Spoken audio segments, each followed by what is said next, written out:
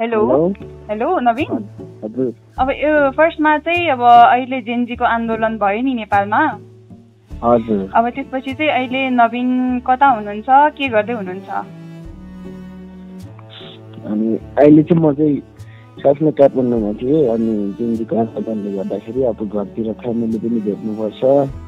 अनि अहिले हाम्रो पनि दसैँ तिहार भइरहेको छ, त्यो हुन्छ अब आफ्नो चाडपर्व मान्नुपर्छ भनेर अहिले म चाहिँ घरतिर आएको छु। अहिले खासै केही काम त गरिरहेको छैन। अनि अब हाम्रो डोनरहरू अस्ति आउने भनेको नेपाल, अहिले आउनु पाउनु भएन। तर पनि अब तपाईँलाई सहयोग गर्छु भन्नुभएको छ। त्यसको लागि चाहिँ अब तपाईँलाई सहयोग गर्दाखेरि चाहिँ कस्तो लागिरहेको छ तपाईँलाई? एकदमै अब सहयोग गरिदिनु भएकोमा एकदमै धन्यवाद दिन चाहन्छु।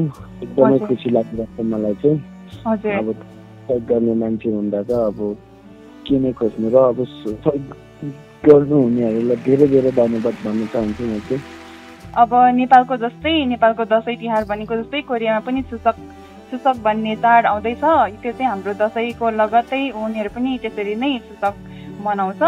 अनि त्यसको लागि चाहिँ कोरियामा बस्ने मान्छेहरू, त्यसै गरी तपाईँको डोनरहरूलाई चाहिँ तपाईँ के भन्न चाहनुहुन्छ, कसरी शुभकामना दिन चाहनुहुन्छ?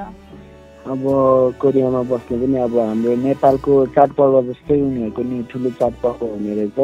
त्यसको लागि सबैजनालाई शुभकामना दिन चाहन्छु। अनि कोरियामा हुने दाजुभाइ दिदीबहिनी अब नुनाहरू सबैलाई चाडपर्वको शुभकामना भन्न चाहन्छु। अब ह्याप्पी चुसक। Thank you Naveen.